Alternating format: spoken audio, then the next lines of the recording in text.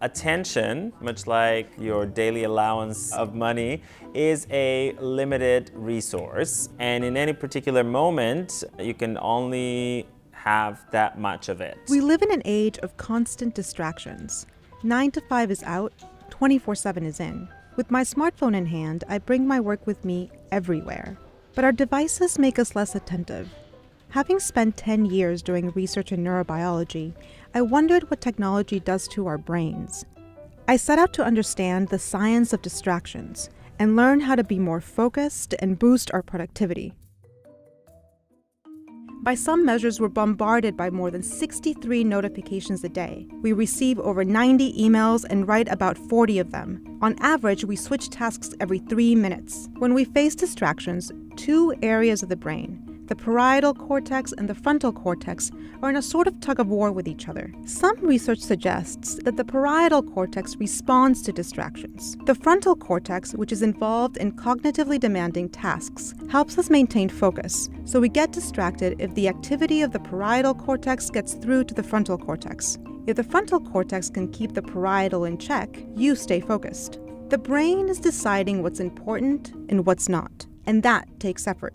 Even when you're cleaning your mailbox and you're not actually doing hard cognitive work, you kind of actually are, because there's all these essentially micro decisions. Looking at this email, do I need this? And so each of those decisions requires a little bit more of cognitive effort. And so, but when you add 2,000 of those, you end up with no power to make any other important decisions. After that, you feel depleted. Tell me a little bit about the study that you did focused on email. What we found was that checking email more frequently throughout the day was associated with feeling more stressed and overwhelmed. In the study, one group of people were asked to check their email whenever they wanted throughout the day, while the other group had to do it in batches. We found that people who batched their emails 3 to 5 times a day felt less stressed and less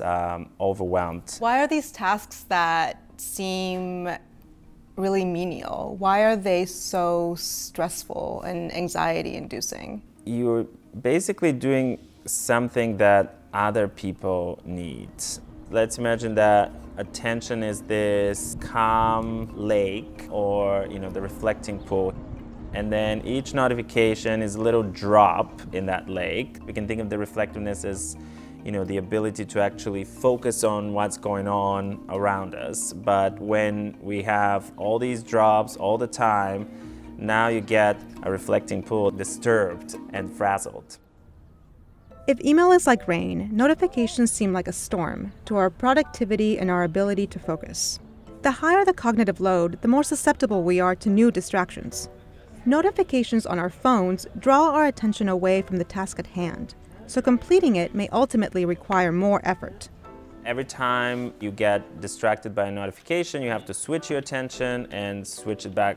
The switching in and of itself actually requires cognitive effort, and so you end up more depleted at the end of the day. So what can we do as cell phone users to mitigate that? Some things that I do is I do have scheduled do not disturb times, which you can set on your phone when, basically no notifications come in. In general, I do keep my phone on silent. I actually am, like most people, a little addicted to my email and a little addicted to social media and messages. So I do actually open those apps frequently enough that I don't need to be reminded that I need to open it every minute.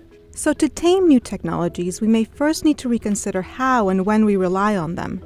We did a study, not in an organization, but on campus, where we asked students to find a building, either with their phones or without the help of their phones. And yes, the students who relied on their phones got to the building faster, but these same students actually felt less connected to their community. And so it's not a question of, should we just do away with these devices, but what is the price of this convenient device?